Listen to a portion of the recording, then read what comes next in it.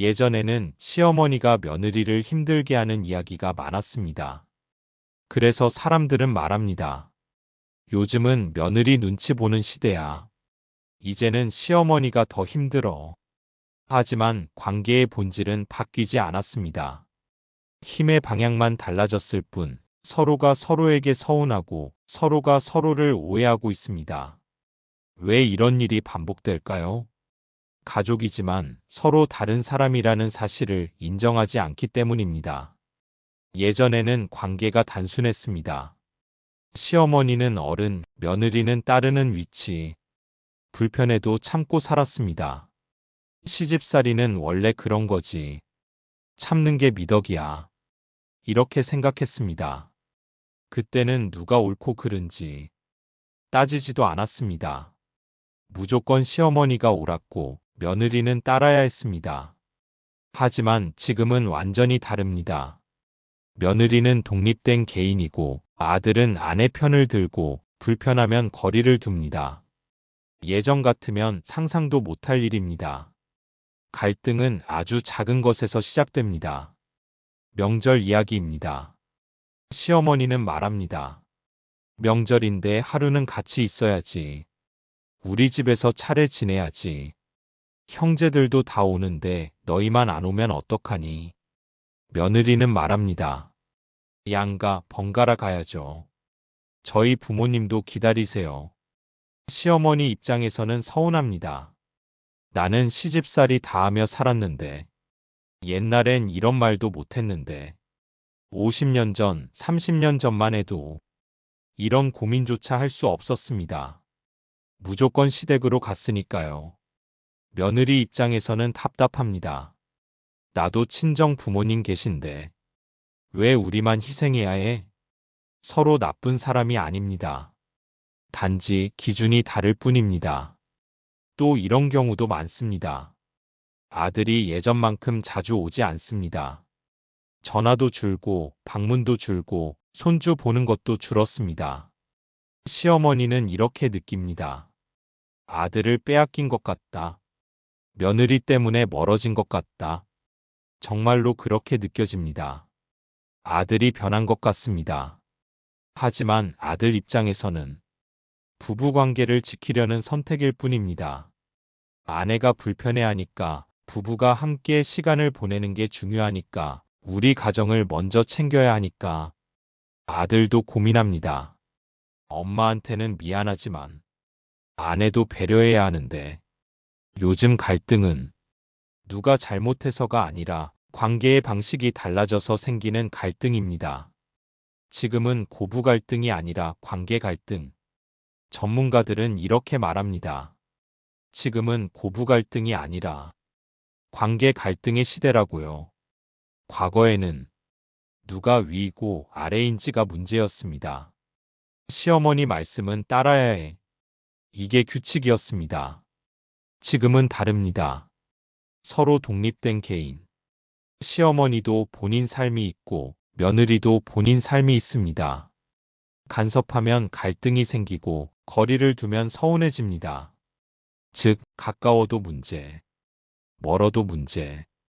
이게 요즘 관계의 특징입니다. 적당한 거리를 찾기가 정말 어렵습니다.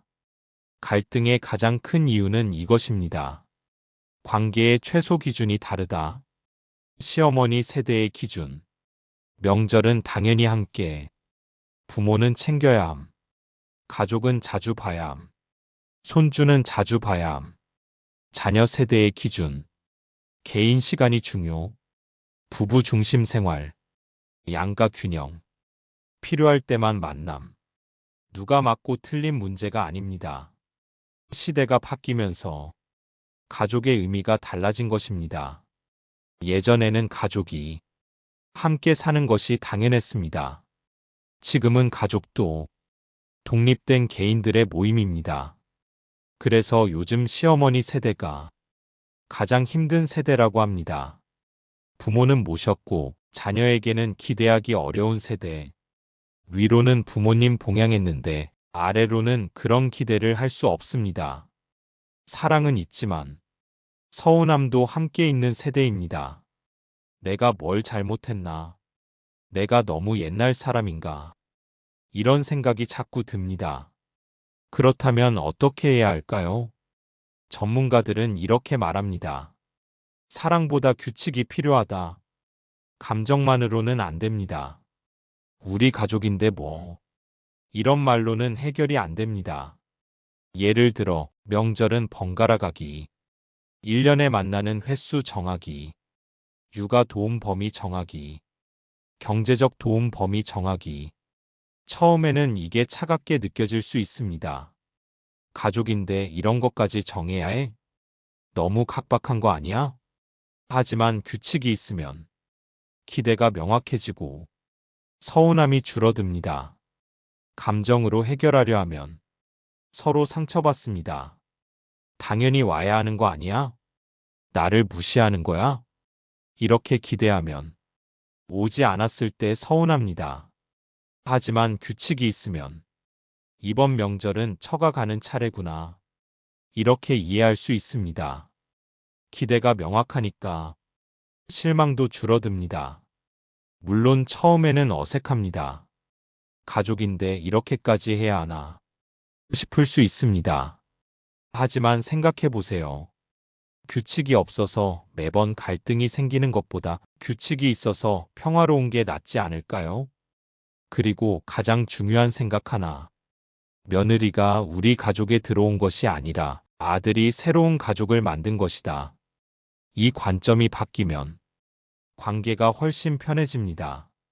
며느리를 우리 가족으로 만들려고 하면 왜 우리 방식을 안 따를까? 왜 우리 집안 전통을 모를까? 이렇게 생각하게 됩니다. 하지만 아들이 새 가족을 만든 거라면 저 사람들은 저렇게 사는구나. 저들만의 방식이 있구나. 이렇게 받아들이게 됩니다. 작지만 큰 차이입니다. 그리고 또 하나. 손주는 며느리의 자식이지 내 소유물이 아니다. 이것도 중요합니다. 손주를 보고 싶은 마음 당연합니다. 하지만 그 마음을 요구로 바꾸면 안 됩니다. 손주를 왜 안 보여줘? 이렇게 말하는 순간 며느리는 부담을 느낍니다. 대신 이렇게 생각해 보세요. 손주를 보여주면 고맙고 안 보여주면 바쁜가 보다. 이 정도의 여유가 있으면 관계는 훨씬 편해집니다. 좋은 관계의 비결은 가까움이 아닙니다. 적당한 거리입니다. 교집합이 너무 크면 간섭이 되고 너무 작으면 소외가 됩니다. 서로의 삶을 존중하면서 필요할 때 따뜻하게 연결되는 관계. 그것이 지금 시대의 가장 건강한 가족의 모습입니다. 오늘 이야기처럼 사랑은 표현하고 기대는 줄이고 거리는 조금 두는 것. 그것이 가족을 오래 지키는 방법입니다. 완벽한 관계는 없습니다. 하지만 서로를 이해하려는 노력은 관계를 조금씩 편하게 만듭니다. 당신의 남은 삶이 더 편안해지길 바랍니다.